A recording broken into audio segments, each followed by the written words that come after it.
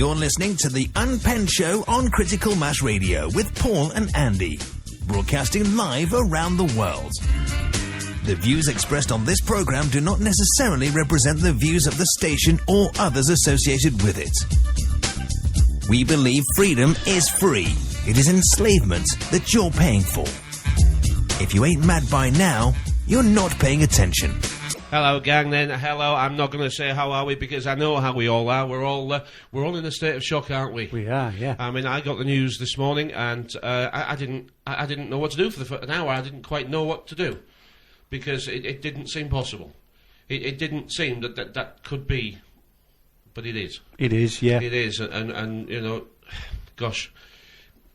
I met George when you met George. I met George for the first time, yeah. We all started at the same place. We all started at Critical Mass Radio, and George was the original cast. He really was. Yeah, yeah. And I remember in the early days, we had some awfully late nights discussing what it is that we could achieve.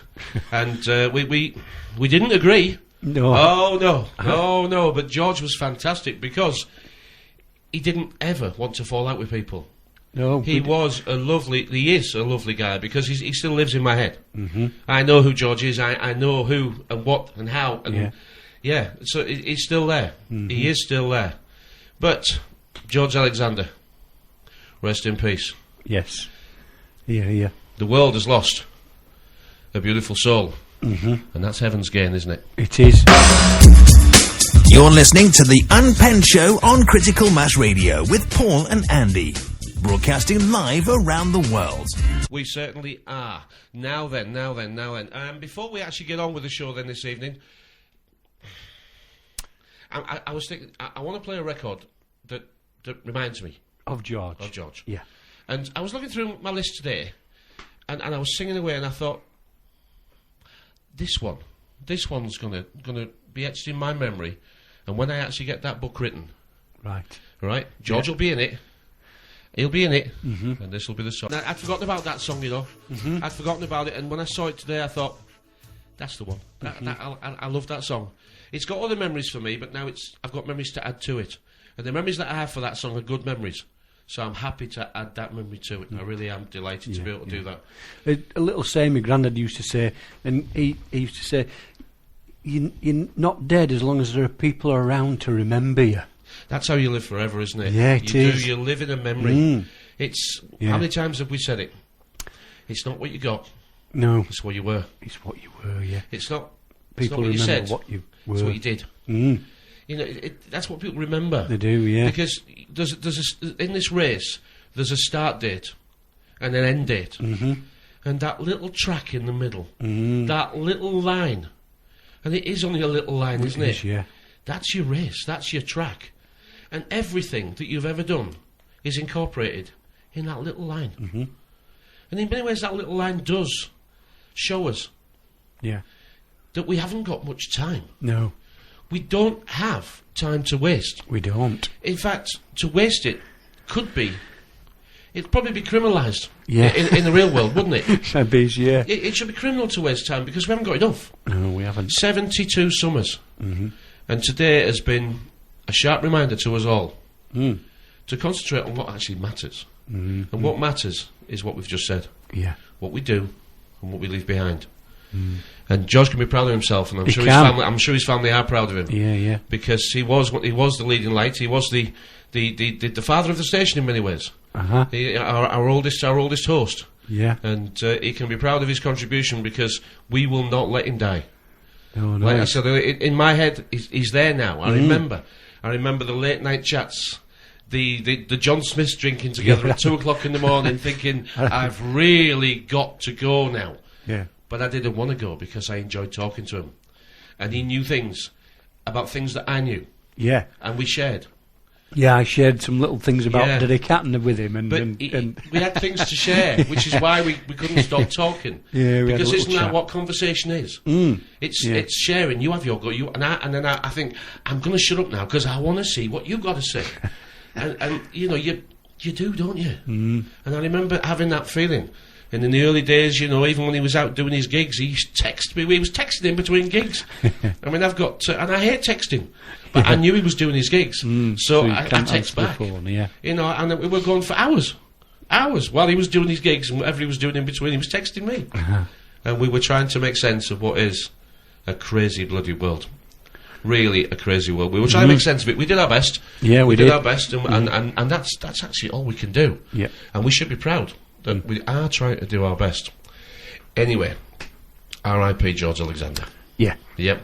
And let's include him in our conversations on Yeah, a regular whenever basis. we want to. Exactly. Yeah. Whenever. Let's not do anything other than just remember George. Keep them memories As there. I've got it now. And keep them alive. Yeah, absolutely. Yeah. Absolutely. Okay. We have a guest this evening. His name is Marty Leeds. And I remember when I first actually saw the Marty Leeds, I thought, oh, he's not far away. Well, he is. He's in Wisconsin. Because I thought he had a name like mine. Like Paul Rippon. Yeah. You see, people think I'm called Paul Rippon, but I'm not called Paul Rippon. Okay? As most of you guys now have figured. But the reason why I got the tag Paul Rippon is because Paul G gave me it. Because he initially thought my name was Paul Rippon. Because I can remember emailing him, or I can't remember how it came, but when you put little messages and you put who they're from, you put Paul, Rippon, don't you? Yeah. So he knows which Paul it is when there's lots of Pauls. Yeah. And the Paul Rippon stuck. And I thought, I'm all right with that. Yeah. And I thought Marty Leeds was the same. And that's not the case at all. No. So, we are going to give him a call. He should be ready in a couple of minutes. I have spoken to him earlier, so all systems are go. What have you been spotting? I mean, what have you been spotting in this crazy world? What's been going on with you? Well, we never got a chance to talk about the Gaza and the Palestine thing, did we? And Israel. What is true there, though? We don't know, you know, because... Why are Palestine shelling them back? I mean, I don't understand what's going on there. I don't get this at all. I understand Hamas, but then you do a little bit of research about who founded Hamas. Yeah. And you realise Israel founded Hamas. I'm going to say, it's so convoluted. The other thing was, I wanted to throw in, was at the end of the Second World War, they set up Israel, didn't they? It goes back to centuries away. You know, we can go back thousands and thousands of years that when it was actually set up there, and the Israelites going across to wherever, all these things that we know about. But the thing that brings it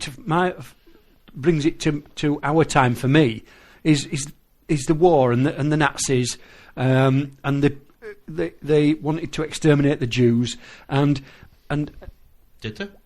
Well, this is what we're told. Millions of people, not just Jews, Jews, millions of people died. Exactly. They picked them off section by section. Section they did. Homosexuals, gypsies, it didn't matter. It was, if you were in the Aryan race, then you were a target. Yeah, I mean, the Jews are getting the headlines, but they weren't just the ones that were... But we think that America's the Israeli ally. But when you look at it deeper, the Americans, after the end of the war, sheltered a lot of the Nazis. Well, of course they took them there. They gave them sanctuary in South America. Yeah, and but we're getting mixed up with country name and then individuals. Because Germany's just Germany. Yeah. The people who live in it are called Germans, but they're not all the same. No, I know that. What I was trying to... is the illusion that we're given that Israel has been propped up by America. Is it really? Do we... Are they really propping them up? We're asking questions that we don't know the answers to, but we do know. Is it the other way around? No. I think there's a much bigger global game going on there, and that is that. There's a religious side to it, and then there's a political side to it, and then there's a global side to it. And we know the Zionists are part of the global cabal, and I think the Zionists get far too much credit for actually what it is. I think because they do too, they're only a small part of a global cabal. And I know the book you're reading is now showing you in ever clearer pictures that what we learn today about the global village that we think they're creating that has existed for a long time. It has. What you're learning from what it is, I know what you're reading, that's why I'm going with this. You're learning that this control system has been in place for quite some time. We can talking centuries. We can comfortably say hundreds of years. Yes. We can comfortably, and we don't know really after that. And it's starting to. The only thing that makes sense now is that the whole thing is staged. And when you're dealing with this level of psychopath, they have to be able to know the outcome of the game before they sit down at the table. So I think That, you know, I'm with you on this. That we're watching a preordained script being played out to actually frighten the whole world into bending over and giving up the rights. Yep. And they have got every card in the deck and can play it at any time they want. They can. And words to look out for. You will be hearing a lot is collateral damage. You'll be hearing that a lot. I've heard it many times. There's a video that was taken down. I got a video taken down off my YouTube channel about collateral damage, and that was the helicopter gunship that was just shooting indiscriminately, actually. It was like playing a bleeding video game. Anyway, guest on after. You don't believe in revolution either. I don't think revolution as we understand it is going to work. Anyway, let's get back to the chit-chat and do the news. We're going to do the news after our guest. I know he's on the line, or he will be on the line in just a second. It is my pleasure, my absolute pleasure, to welcome to Critical Mass his first ever visit with us, a gentleman by the name of Marty Leeds. His website is martyleeds33.com. He's got a YouTube channel by the very same name. Author, musician, video maker, researcher, and math magician. A very good afternoon to you, sir. Hello, Marty. Hey, how's it going? Hey, it's great to speak to you. I've been looking forward to this for absolutely weeks. I first met you and your information about maybe 8-9 months ago. Didn't understand hardly any of it, but the letters and the numbers we talked about. I have sat in with me, by the way. I will introduce you this week. I always forget to introduce you. I have sat in with me, my best friend Andy. Good afternoon to you, Marty. Hey, nice to meet you. I just launch into it and I forget about you. And then you come in and say hello, and the guest is thinking like, who's this? Who's that? Who's this? Yeah. But do you remember about 3 or 4 years ago, what did we say? All we've got is truth and numbers, isn't it? Yeah, you did say that. That's all we've got. Yep. The words is truth and numbers. We know we're discovering the truth. We can't be sure, but it makes a lot more sense than most of the rubbish we get. And now we need to put the numbers to it. And then I watched your videos and I thought, that's a bit deeper in. Because there it is, truth and numbers, but another reality.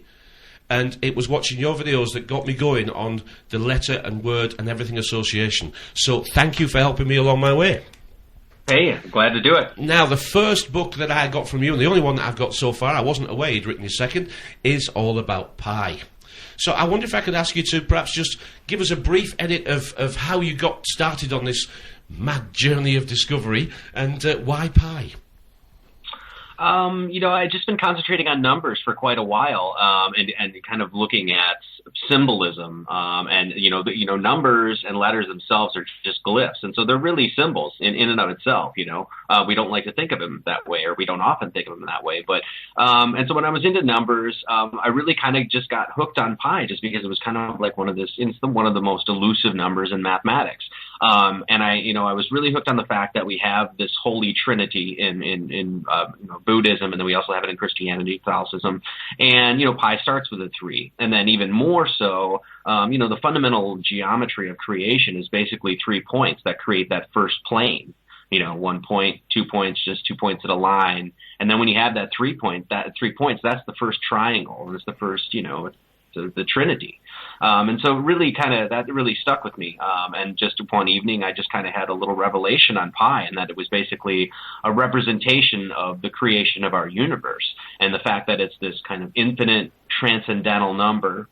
We can't see its tail. These numbers just keep unfolding and folding and folding. And it really said that it was kind of like a living, breathing number, that it's actually being created by a creator as we speak, and so this is why I represented our universe. And so that's how I got stuck on it. And it's continued to be a presence in my life. It's considered an irrational number. But for me now, it's one of the most rational things in the world. So, yeah. I have a Pi the Great Work, the first book, and then I have a couple months ago, Pi in the English Alphabet, Volume 1, I just put out, and I literally just finished Volume 2. It's going to go to the editor hopefully this week, so that should be out within the first of the year. I'm certainly on those two for sure. Now, you mentioned a couple of words there, because the words are what I seem to be I've tried to actually, keep up with the history and actually record the history in my mind of what it is, where we come from.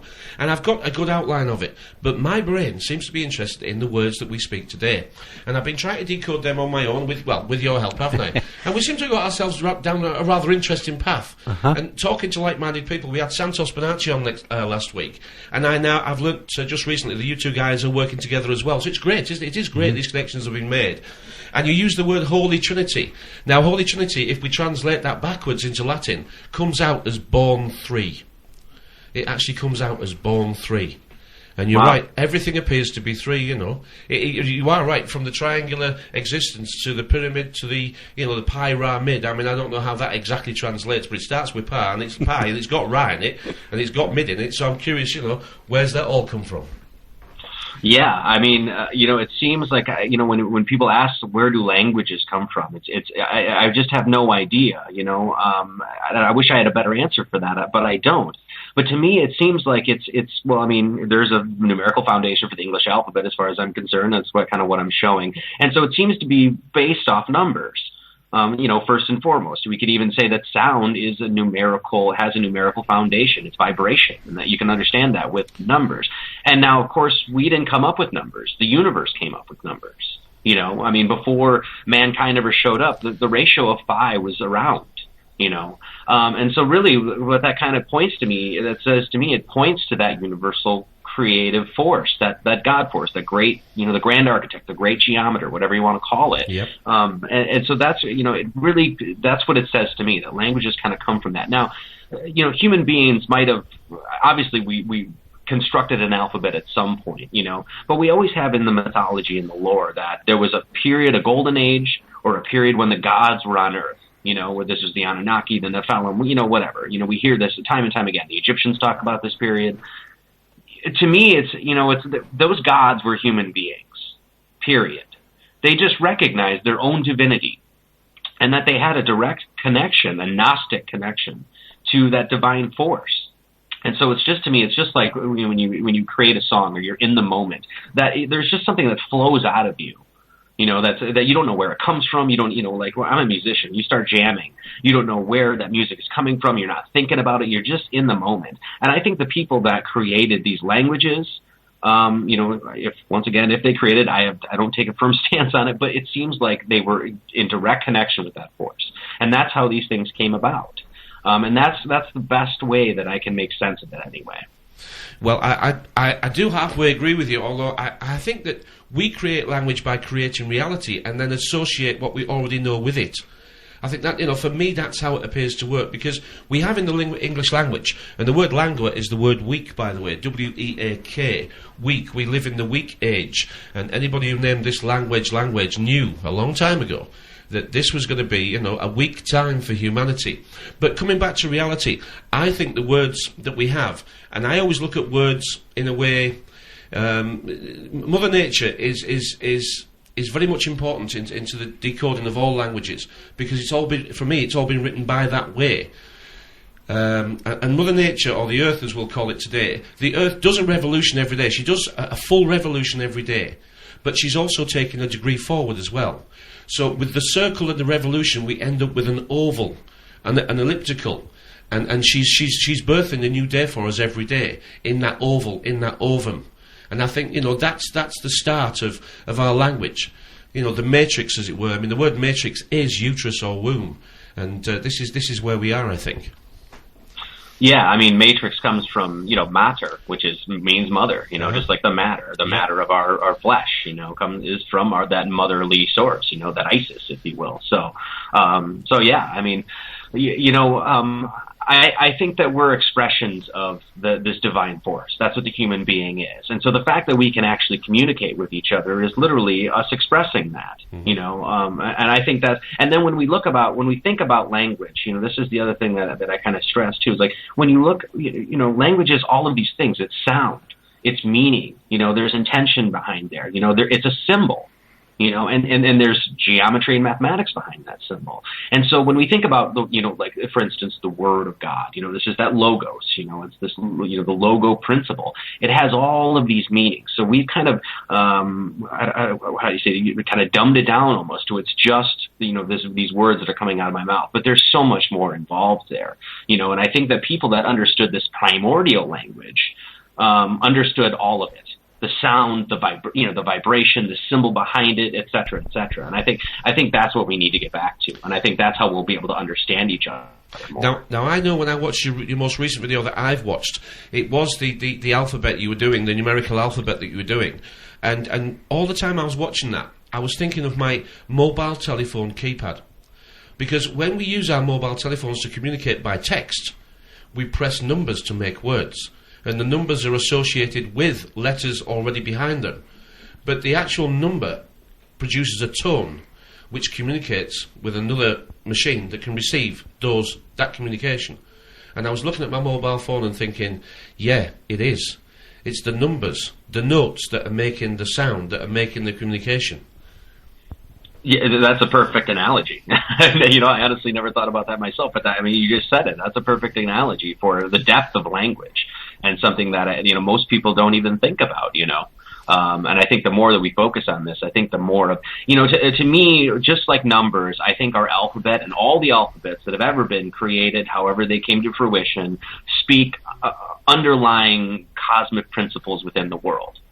And I think the more and more that we understand the qualities and the essences of numbers, the shapes of our letters, I think the more and more of the story of creation will unfold. And I think that's what it's there for. And I think the people whoever wrote this down, whoever it was, however it was transferred, evolved, or whatever, completely understood this. When you look at these old like mystics that would read these, the Mahabharata, the Rig Veda, the Quran, the Holy Bible, they weren't reading just the surface level story. They were reading the numerology behind it, the poeticism, the romanticism behind it, the symbol, the astrotheology. They were, it was like depth after depth and after depth. And I think that's what, luckily we still have all these books that we can actually still today go in. And if we understand the numbers and the, astrotheology and the language, then we're going to get what these books actually mean. And I think there's a true spirituality behind there. I'm absolutely convinced. I mean, we think we've only got 5 senses, but I think there's a few more when we can actually study really. I mean, I think the 6th sense must be the one that we've definitely lost, but we knew we had, and that's common. I think that's disappeared quite badly now. But there is another one, that's feeling. I think feeling is a sense that we don't really understand. Feeling can be a sense. And that is when you hear something or see something, it makes you feel a certain way. Music is a very good example. Whether you like music or not, it affects your well-being. It can improve it or not, but music is the magic, isn't it? Yeah, I mean, it has been in my life anyway, I mean, I fell in love with music very young, at a very young age. And I'm not, honestly, I'm not even the greatest musician in the world or anything, but there's something about it that just resonates, and it brings out, it's really kind of made me a more poetic and more romantic person. And it's also helped me balance myself in a way too. There was parts, because I've been a songwriter, there were times in my life where I wasn't writing songs. And I realized the reason I wasn't writing songs is because I wasn't inspiring myself. Because I wasn't balanced. I wasn't putting my focus where I should be. And the best times of my life were when I would, I'd wake up in the morning and 20 minutes later I'd have a really good song. And it was like this, barometer for me. So music is, to me, wonderful. And, I find it really interesting, too, that Santos Bonacci and I are both musicians, and we both seem to be on this path. I think it really says a lot. It made me smile today, because I did realise that you both are, you've now joined the same maze, and you appear to be, discovering similar things and making very similar, even very much the same associations. And it is great to see, because again, Santos is one of the premier researchers on the planet really who are trying to discover the old mysteries, and I think we're very grateful to him for doing it. Mm-hmm. And now you've joined the discovery method, and I don't think we should say discover, because that's a negative word. I think we're recovering. I think we've been sick for a long time and we're making ourselves better, and we're in a period of recovery, and that's how it feels to me, and I like that feeling better. And the other one you say is remembering it. Well, let's put it back together, yeah. Are we just remembering it? I don't know. It's an interesting idea. But back to the mathematician, Marty here. This pi, I mean, I think pi, as you said at the beginning of the interview, is, for many ways, it's showing us that creation never ends.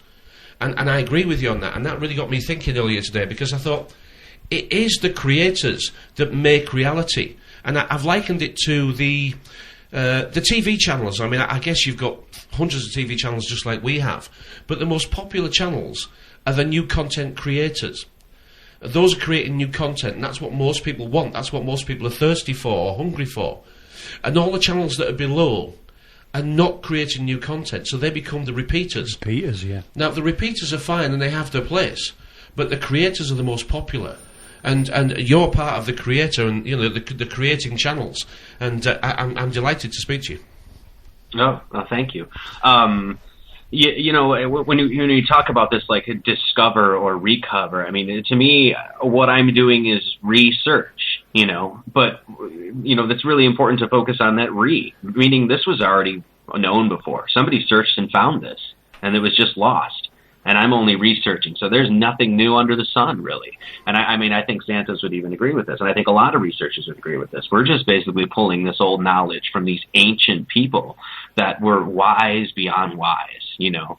And it just, you know, it tickles me, you know, because I think it's just fantastic. So it is. While you've been chatting there, I've just been writing one or two things down. And I wrote down illusion. And the illusion with pi is, and I was taught it at school, that Pythagoras invented pi.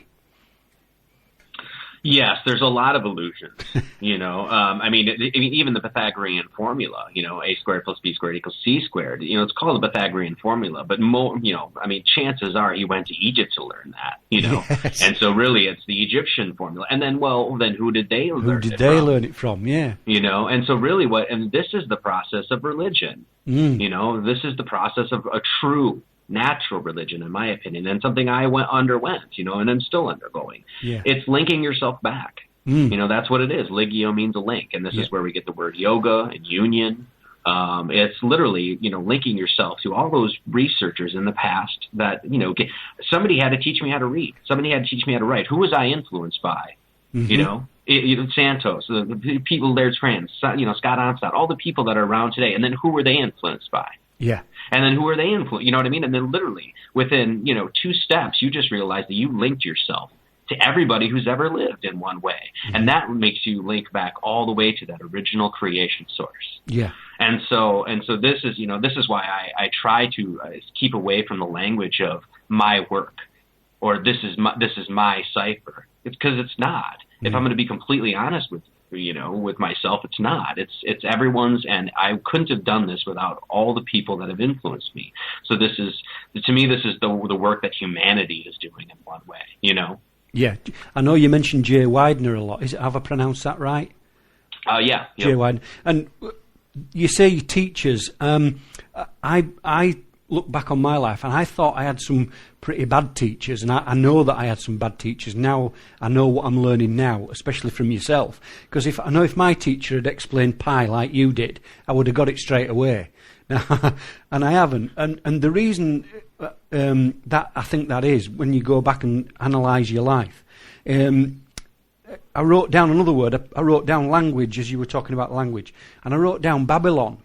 And I was taught through the Bible that the languages came from Babylon because God destroyed Babylon and he cast everybody out from there, and he created confusion so that everybody would have to go away and find their own path.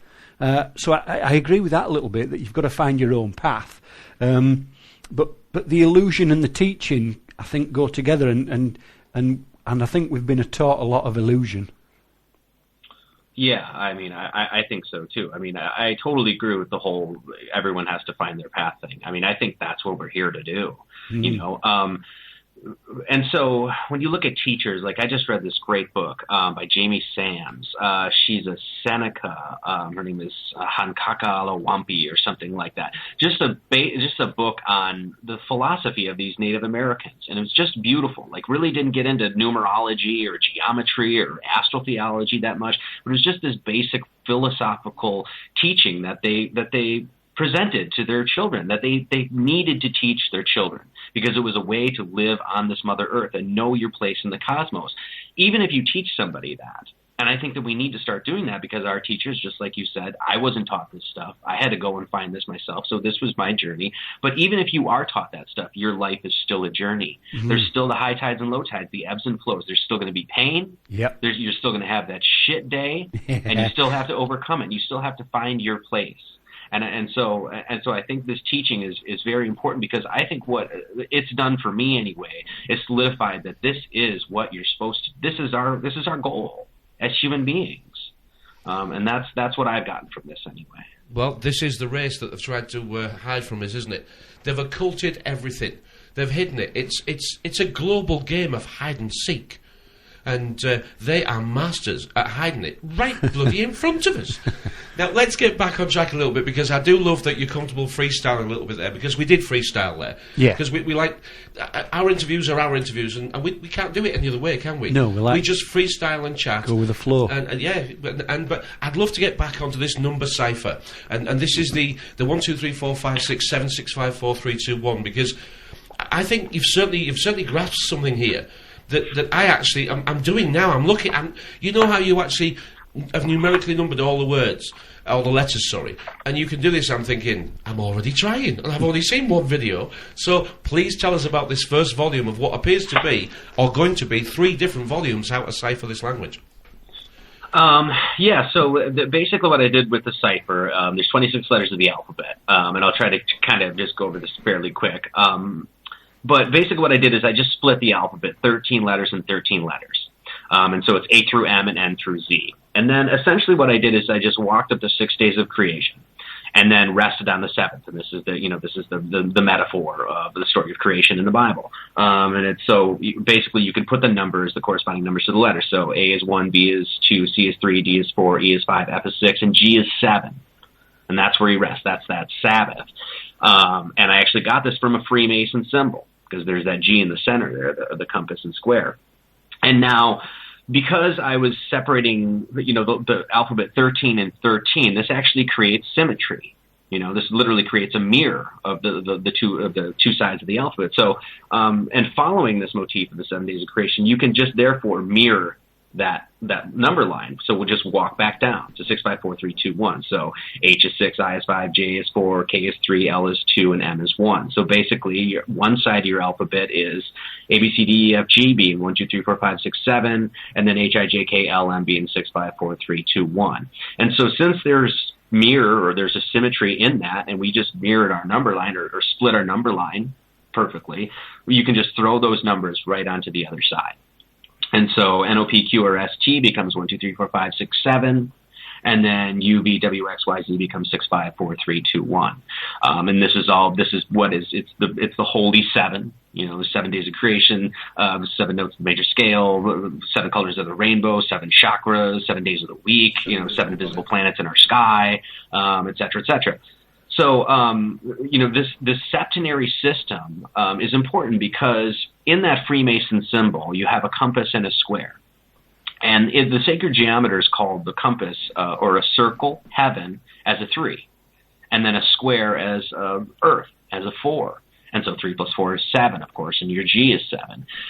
What this is referencing is this ancient art of squaring the circle. And what happens when you square this circle, this is what the Great Pyramid of Giza does, is you can find the radius of the Earth and Moon, the combined radius, and this is 5,040 miles. Well, this can be done very simply by just literally 1 times 2 times 3 times 4 times 5 times 6 times 7 equals 5,040.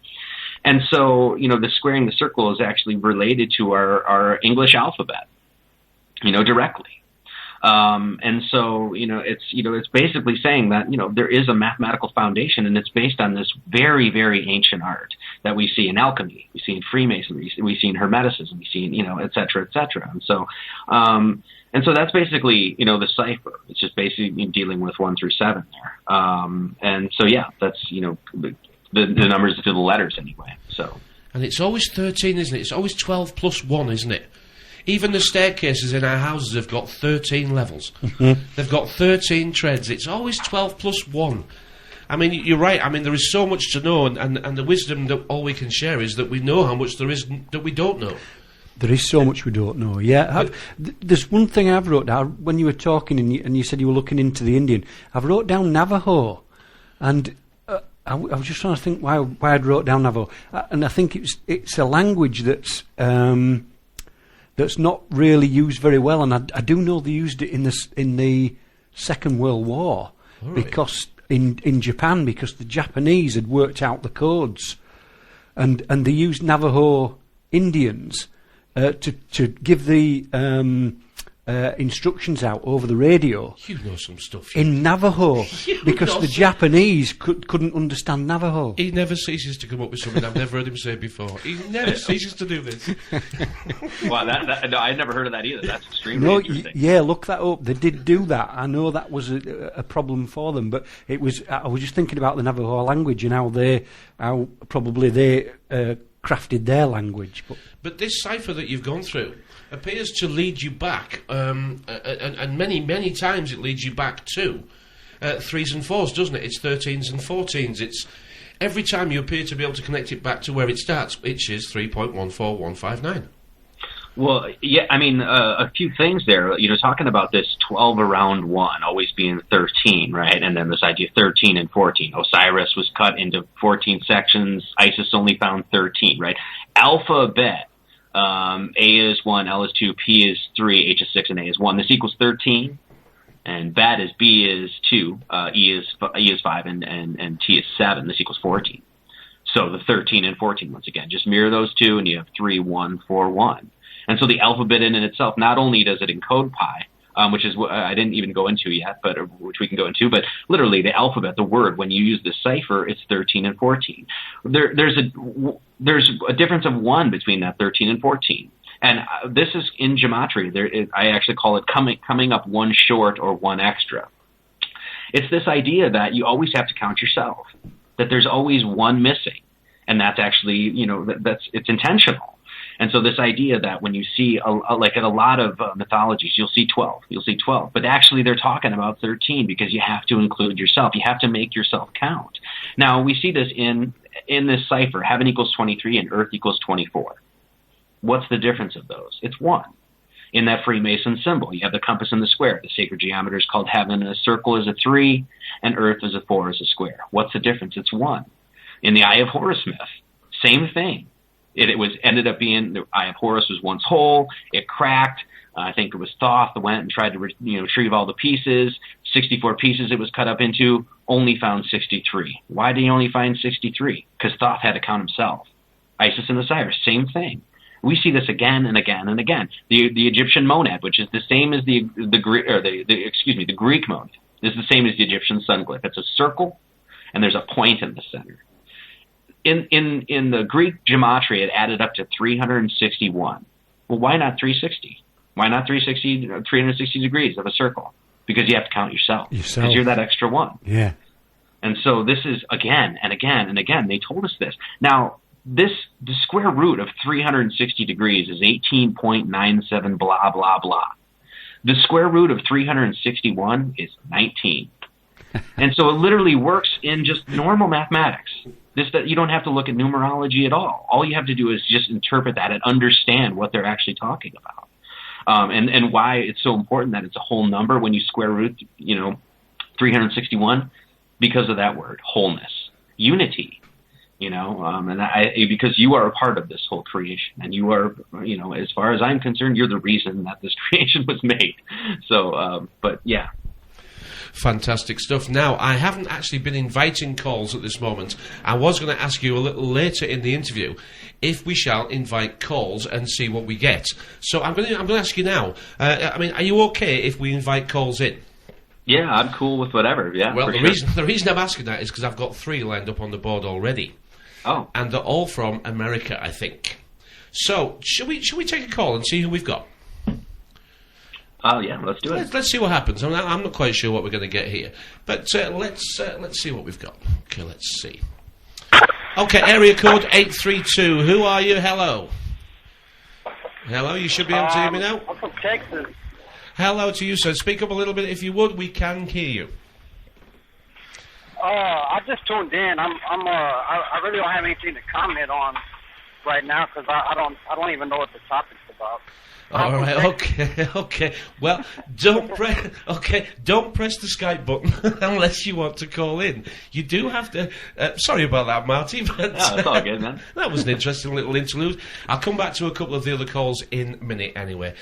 Just very kind of him to call in because he didn't know what we were talking about. All I got him from Texas, so keep listening. He's from Texas, and he didn't really know what the subject was, but he thought he might call in. Yeah. Lovely.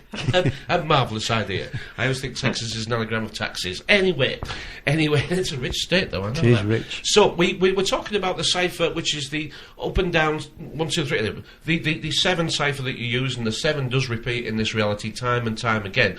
But you said that you've actually got your first books out. You just completed the second, and if I'm right, you've actually got enough material that you want to publish to make a third. Yeah, I basically had to, when I was doing the first 2, I knew I wanted to do at least 2 volumes, and so I kind of outlined 2, and then in the middle of outlining 2, I was like, well, I have all of this stuff I can do with the third one. Mm-hmm. And so basically the third one I'm going to look at and I've done a video on this, like the tarot deck. I'm going to do the symbolism of bees. And I really want to get into like anatomy, which I'm starting to work on right now, and actually looking at the medical terms for things like, your spinal column, like Yep. for instance, spinal column in this cipher equals 33. There are 33 degrees of Freemasonry. Jesus Christ lived 33 years after performing 33 miracles, and there's 33 bones in your spinal column. And there's 33 degrees before ice becomes water. Exactly. So I think there's a lot in there, and so that's something so it might take a little while. I'm also I'm in the studio right now recording a record, so I'm trying to get that done as well, and then I'll work on the third volume. So, but yeah, and I'm also looking at trying to do like a children's book as well, like trying to explain some of this stuff in a very simple manner, in a fun manner, that through a story somehow. And so I've got something etched out, but one thing at a time, I guess.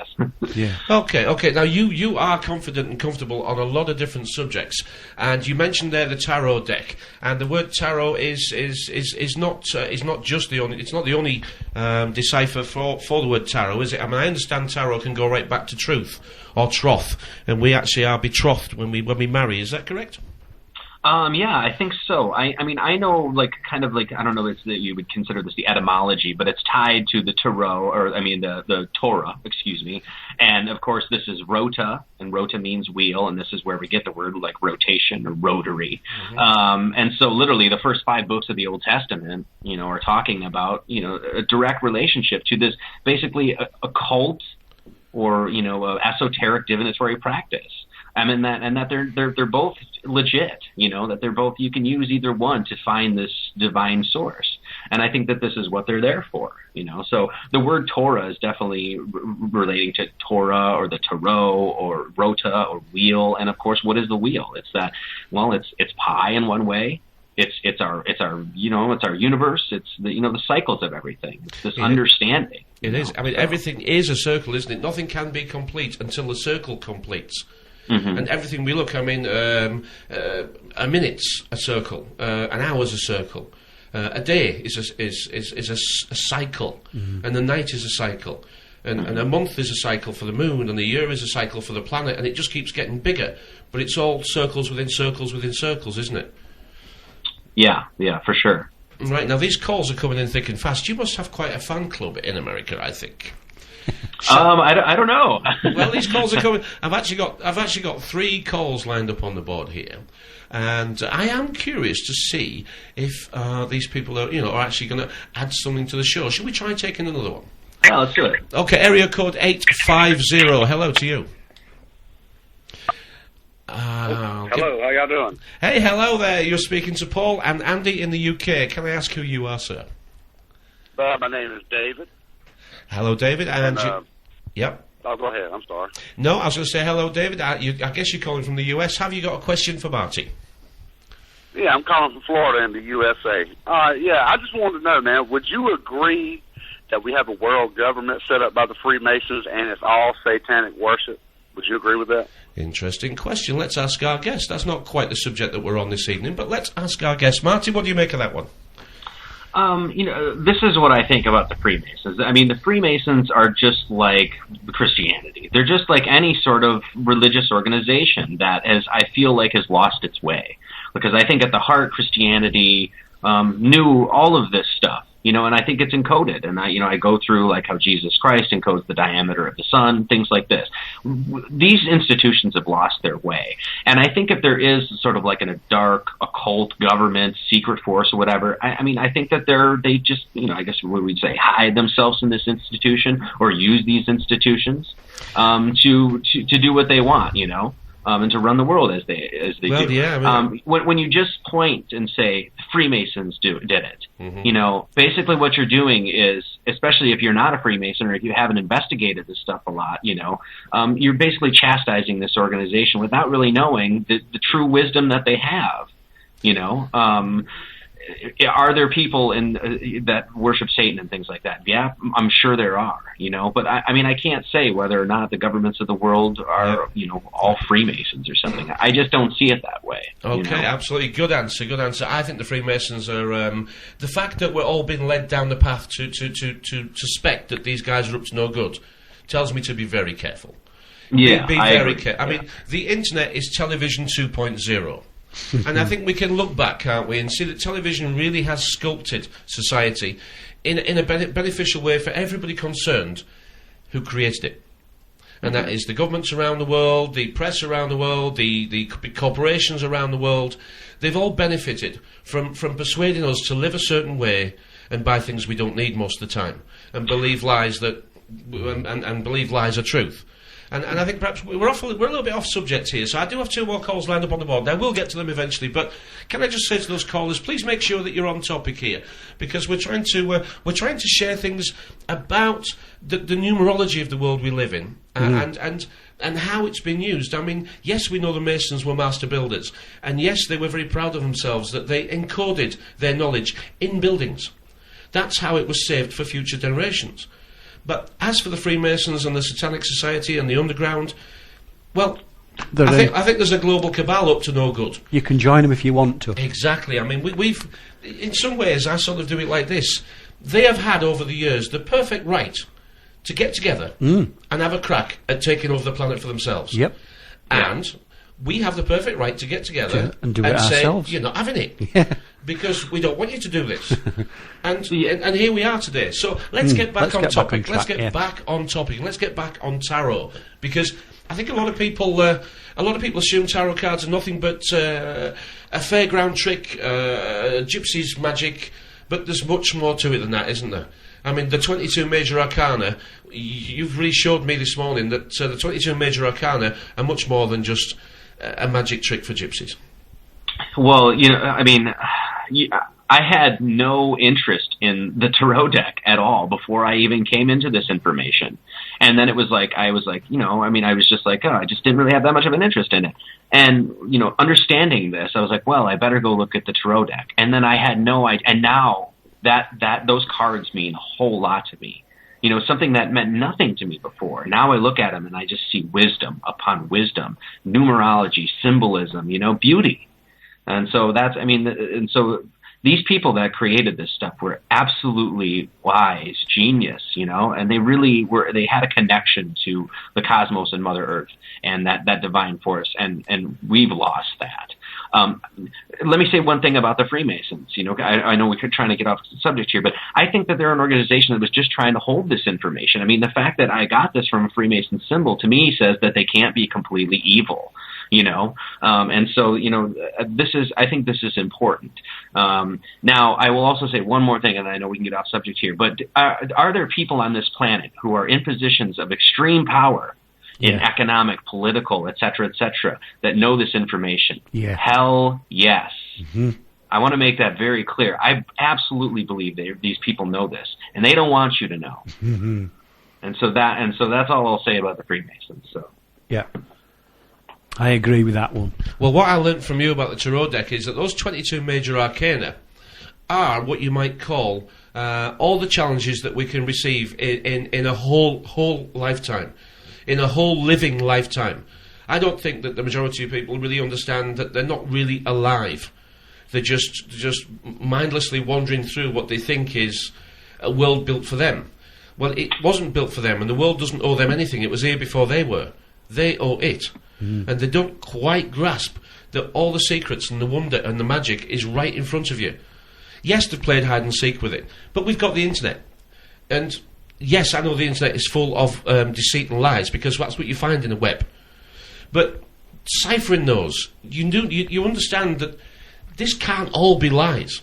I know a lot of it is the control methods that have been used for the next level up above us. And this is information that's taught at special schools to allow the enlightened ones, or the elites as we know them, to assume that position of superiority. But we've been given the chance to enlighten ourselves. We can illuminate ourselves. And switching the lights on, getting up the 13 stairs and landing on the landing light, you've ascended. You've done it. You've illuminated yourself. And you've got to the knowing ledge. And do you feel like I feel, that life is better now because you know, and you can't go back? I do. What about you, Marty? Yeah, I mean, I just love everything you just said. I couldn't agree more. Yeah, I mean, this has opened up worlds for me, and it's literally changed my consciousness. Like I'm looking at a pair of dice right now. It's I have two things in front of me. It's a king from the game of chess, because it's something that I kind of decoded, and then dice. Now, dice, how many people go to Vegas every day and they just roll those dice and they don't think anything about them, right? When you use this cipher, six-sided die, 1, 2, 3, 4, 5, 6. If you do the numerical equivalents for 1, 2, 3, 4, 5, 6, it equals 103. So 1 is 8, 2 is 13, 3 is 28, 4 is 19, 5 is 21, 6 is 14. Add those up, it equals 103. So a pair of dice equals 206. So 103, 103. There's 206 bones in the human body. So when you roll your bones, it's literally saying the bones of your human body. It's a fractal. It's literally a fractal of you in the game of dice. Now, what happens when you use two dice in the game usually, right? Well, when you don't use two dice, what do you call it? You call it a die. Well, what happens? You just cut yourself in half. You do. You died. You died. Yeah. So this now I'm looking at, and then this is a platonic solid is what it is. It's a hexahedron, right? So take that three-dimensional dice and now lay it in two dimensions. What do you have? You have a cross. A cross, yeah. So it's like, wow, that's dice. That's this little thing that I'm holding in my hand right now that has just enormous amount of meaning and beauty. Yeah. And it speaks directly to you. And I didn't know that a year and a half ago, 2 years ago, whatever. And now that I know it, it's like I said, it's changed my consciousness. I can't look at dice the same again.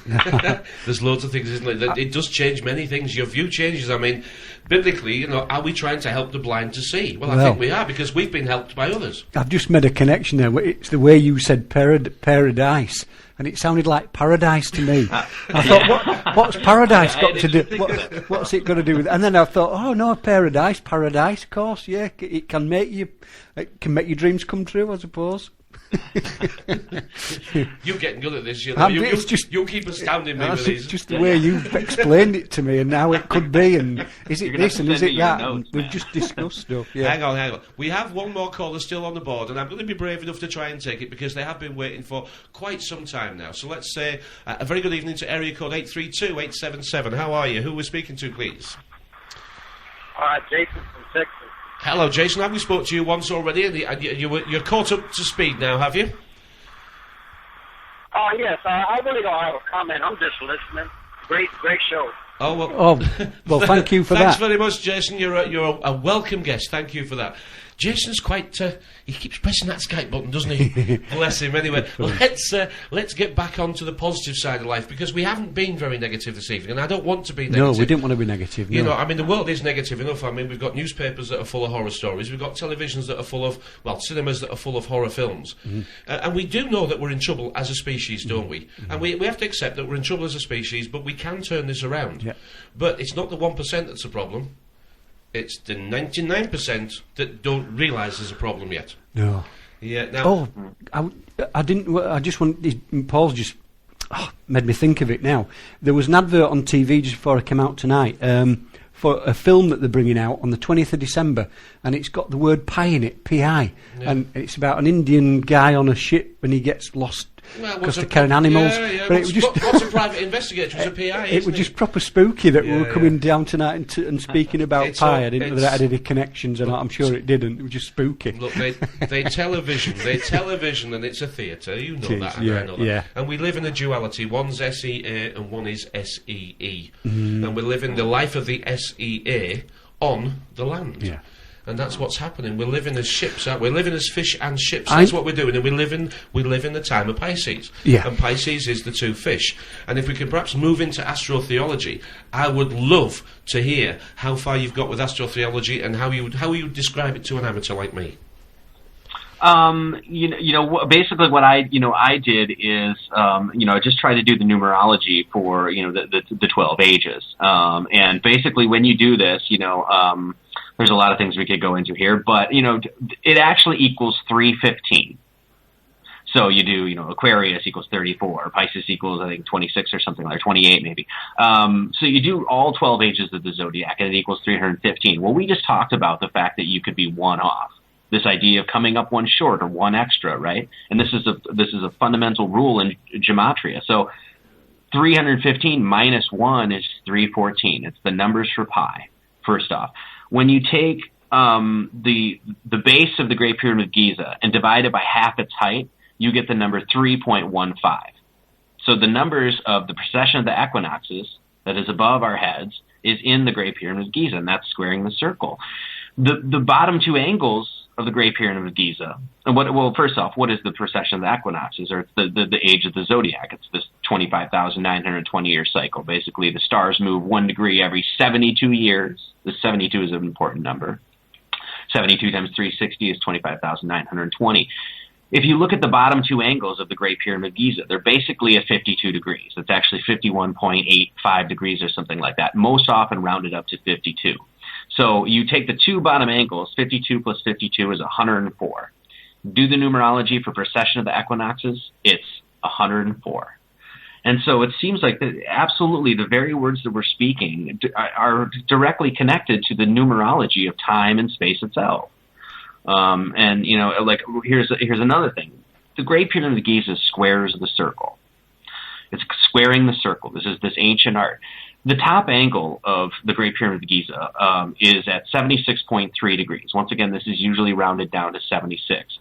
The squaring the circle, you do the numerology for it equals 76. So it's directly pointing to the angle that you get when you square the circle.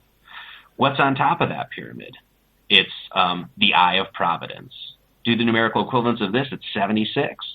So the symbol, the Eye of Providence, that's on top of that pyramid, that's telling you about the 76 degrees equals 76. Is that a coincidence? No, I don't think it's a coincidence at all. And I mean, this is basically this underlying, archetypal numerical foundation that all of these ancient people discovered and heralded it as works of God. And that's how I see it anyway. The more you keep talking, the more I become more convinced, not that I wasn't in the first place, that it has to be numbers that created language and not the other way around. Yeah, I agree. Yeah, it has to be that. I mean, I've actually read a book, I forgot what it's called, but it's about the henges. If you could picture the UK, we live about smack bang in the middle. And there's a book by two local authors, and they describe the henges that were created not far away from where I'm sat now, maybe about 4 or 5 miles. And they can prove these henges were calculating time and space and the astrological movements of everything 5,000 years ago. And that was being done here in North Yorkshire where we live. And it does make sense that whatever communications we were using at that time would be superseded by the messages from the stars, by the the visions of Set, as it were, because they were fixed in time and they were there for us to learn. So I am absolutely convinced that it must be numbers that have created language. And following the stars, astrotheology is, it's just all over these ancient myths and these poems and all of this. But first and foremost, in order to understand the movements of stars, you got to know number. In order to understand that there's a wheel in the sky that keeps on turning, that there's a great pie in the sky, if you will, that you have to understand the numbers first, and so that's why I ended up going to number, because I wanted an answer for things. And when I got to number, it just seemed like this was the foundation where you could understand, because it doesn't matter what tribe or what culture, what civilization, and what point, what eon, what age you lived in, you had 10 fingers. Yeah, I was just about to say, we're taught number by our own body, aren't we? Yeah. We're taught duality and number by ourselves. Yeah, I mean, and you look at your fingers. We're created by the ratio of phi, right? It's this 1.618. If you look at your fingers, you have the 12 or the 3 sections in each finger, 12 sections on your 4 fingers, right? Those are the phalanges. If you add 1 plus 2 plus 3 plus 4 plus 5 plus 6 plus 7 plus 8 plus 9 plus 10 plus 11 plus 12, this equals 78. 1.618. 1 is 8, point is 18, 6 is 14, 1 is 8, and 8 is 30. Add this up, it's 78. So the ratio, the 1.618, numerology, is actually on your 4 fingers. What's even more is that earth, air, water, and fire. This is the substantiation of matter, right? This is the same as gas, liquid, solid, and plasma. It's just different words for it. You do the numerical equivalents for earth, it's 24. Air is 11. Fire is 21, and water is 22. You add those up, it's 78. So your 4 fingers that are created by phi encode 78. Phi encodes 78, and the 4 alchemical elements equal 78, and those are your 4 fingers. So the substantiation of matter and the ratio of phi that created you is in the numerology.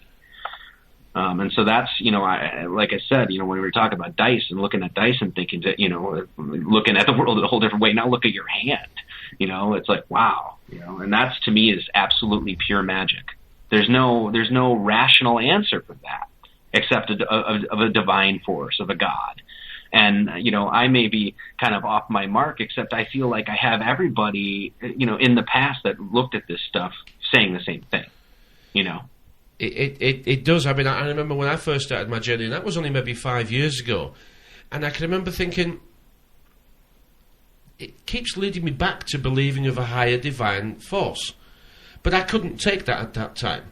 And after I met Andy, you were more, don't ignore the Bible, but don't read it literally. Yeah. Move up a level. It's a 2-story fable. Yeah. It's a 2-level fable. And once I started realising that, I remember in the early days looking back, I was almost speaking in biblical text at the time. I was saying, it is the light of the earth. I know what the light of the earth is now. And I remember thinking, God, I can hear myself here. And it really did, it knocks you off kilter, doesn't it? It does, yeah. And to get back on a stable and even keel takes some doing, but yeah, it is. It's the most wonderful subject I've ever studied, and everything else seems a bit pointless, really, doesn't it? It does, yeah. It's not quite the same. No. Yeah, it really isn't. And I always go back to this thing that's really, it's kind of been a mantra in my life now, and you've heard it time and time again. God works in mysterious ways, right? Well, there's nothing more mysterious about, the fact that, like, our ancient ancestors said that those stars up in heaven were inside of you, as above, so below. The kingdom of God resides in you. The microcosm reflects the macrocosm. We hear this again and again and again. That, to me, is the most, profound thought in the world. When you actually think about that now these people are telling us it's true. And now, I think that a lot of the work that a lot of these researchers are doing, myself included, is confirming this. Now, that is just a magical, beautiful thought. And I can't go anywhere else beyond that now. It's like, now that I'm here, I'm like, I don't think I'm going anywhere else, I just want to learn more and more about this, because this is what our ancestors said. They left us in symbol, stone circle. They left it in our language. They left it in the mythologies, the rituals. They said this time and time and time again. That's actually true. Damn, Yeah, there's 2 guys from North Yorkshire. And there's no more typical English old-fashioned guys, is there, than me and you. And listening to you talking, and we're both nodding away. Yep, the cosmos is inside us. We are everything that ever was, and everything that ever was is us. And we're nodding away to ourselves here. And I'm thinking, we would never have done this 6-7 years ago, would we? No. We would never have understood this stuff. And I know one word that fits everything that I understand, and it's called knowing. It's called knowing, and it's an easy decode for now king, or your own king. Not thin king, okay, because that's a slim version, but knowing, being your own king. And that word came to me a couple of years ago, and I didn't know what it meant, but I'm starting to realise now. Yeah, this is this magical thing I like talking about too. No is K is 3, N is 1, O is 2, and W is 4. This is a numerical anagram for pi.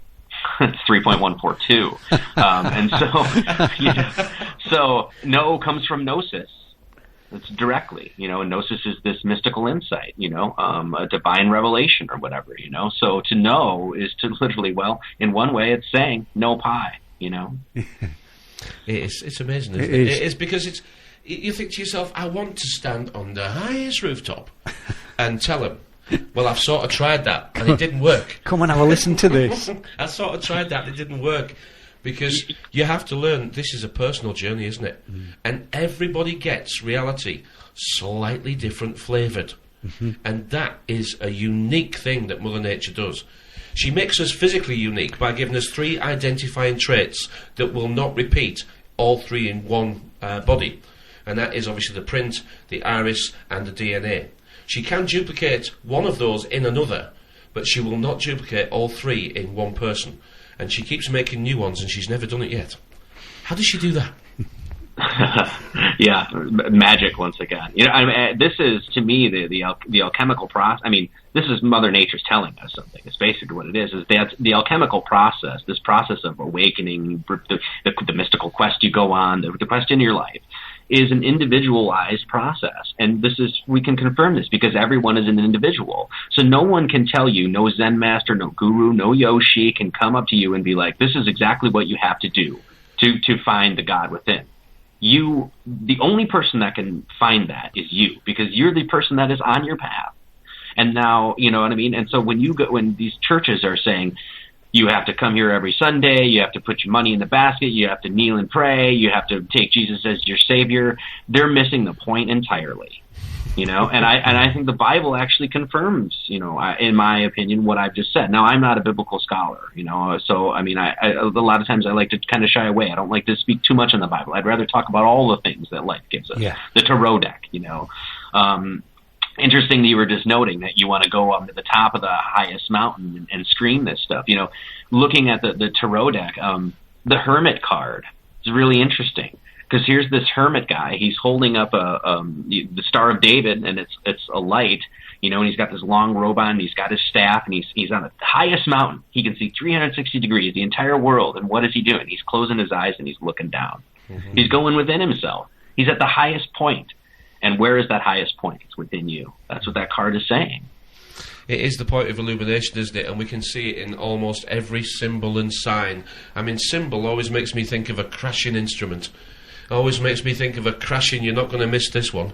And then when those symbols bash together, you pay attention. And signs, signs is just the visual sing. Sing is vocal and sign is visual, but it's still language. We have sign language, and it's all around us. And I just find it absolutely amazing. I mean, we live in a reality divided into a reality. It's a lie woven into a fairy tale. It's cows and bulls. It's sheep and lambs and goats and rams. It's fish and ships, and then it's prey and predator, spider and web. And all those fairy tales are woven into the reality we live in today. And those 4 realities that I've just described do a match to the last 4 ages, or the last 3 ages plus the one we're going into. I think, the the astrology behind this is that we're definitely moving into something new. And I think everybody can see it. I think there's a chatter and there's maybe what do you want to say, nervousness or something about our world right now when we realize that we're going into some shift, But the thing that I like to also say too is that, it's, you hear this thing, it's like, oh, the Homo sapiens is going to become Homo luminous or something. Like, it's just going to be some cosmic event and all of us are going to shift. No. It's the work that everyone has to do, and that's you and I and everybody in the world. And so we are given the opportunity. This new age is an enlightenment age, but it's only going to be enlightening if we go and grab it. You know what I mean? And go and do the work. I just see a lot of new agers just kind of sitting around on their ass being like, oh, 2012's coming or something. Well, everything's just going to change and be happy. No, it's not. We're just given a wonderful opportunity in this ever cyclical movement of time. and Absolutely agreed. I mean, history already shows us that isn't the way things happen. There is no sudden change. I know people want there to be one because then it confirms everything that they want to believe, and then we can deal with it. And in many ways, I'd actually quite like, say, bring it on. But that's not the way this works at all. Because we have to speak it into reality. We have to accept it. We have to consent to it.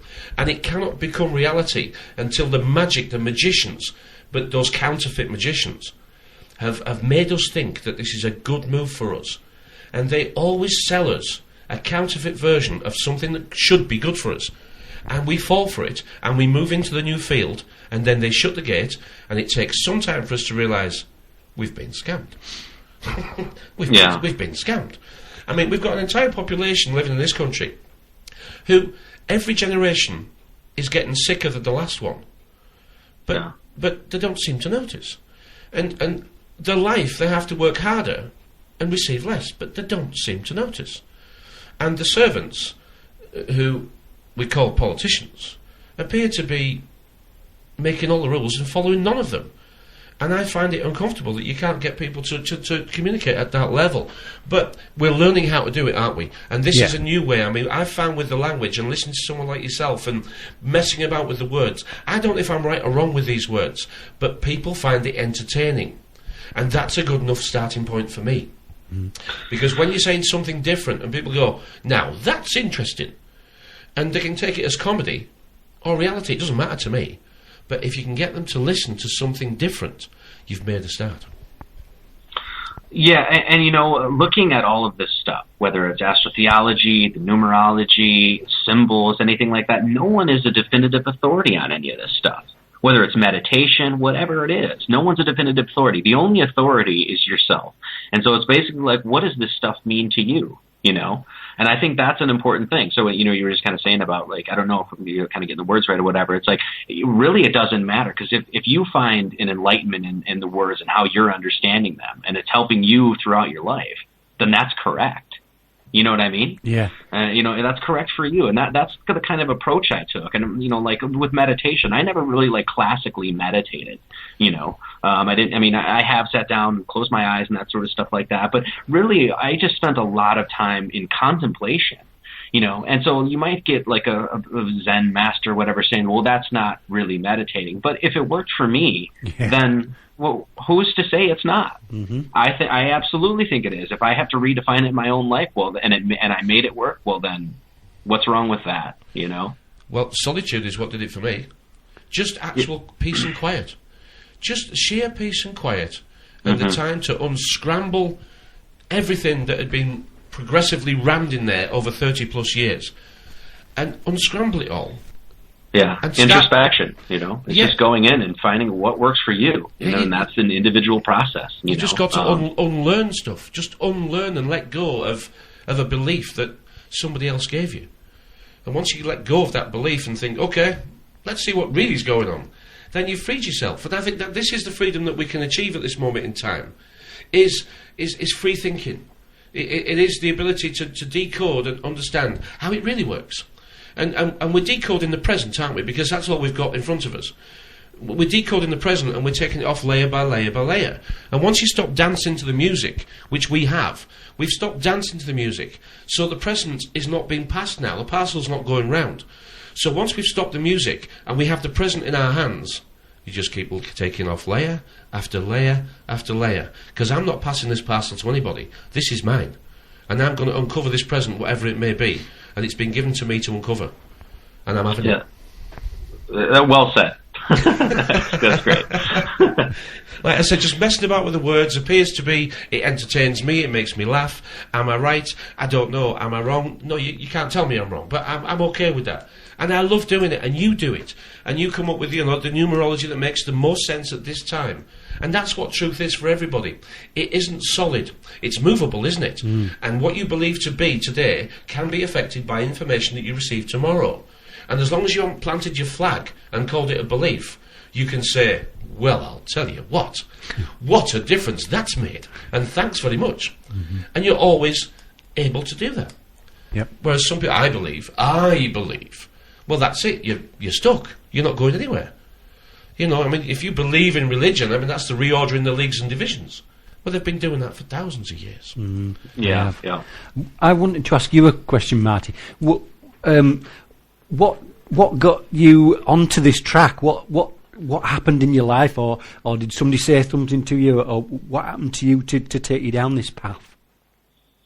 I wanted an answer, and just like you were just saying, everybody in this world wants to tell you how it is.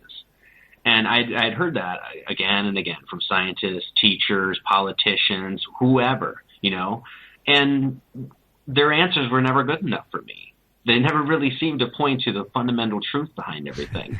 And so I went wherever I could, and this was the journey that, I underwent. And so a lot of times I had to read books that were on my, beyond my reading capability and things like that. And I, had to force myself. And I also did things that I think a lot of people might not have normally done, but it was things that I did to test myself. If I can give you an example. Yeah. Okay. Here's an example. I'm a musician. Now, I'm a guitar player, in fact. And most guitar players I know, they collect 1,000 guitars, and you know what I mean? And they spend all their time getting gear and stuff like that. And I went through a point like that in my life. And at one point, I wanted to prove to myself that I wasn't my material possessions. And so I had spent literally years getting this perfect amp and a nice pedal board and the guitar that I liked and the strap and everything like that. And one day I decided, I'm going to just get rid of this stuff. Yeah. And I literally did. I just got rid of everything. It was something I had to undergo to prove to myself that whatever the answer was inside me. Now, exactly. This was before I had come on to any of this, but I knew it was something that I had to do. And so, I mean, if I'm any different than anybody else, it's just because I forced myself to do that. It's not because I'm more intelligent, that's for sure. It's not because I've, any of that. I can assure you of that. Yeah. So, So it wasn't the stuff. This is the path, that I was going on. Yeah, so. It wasn't the stuff you needed.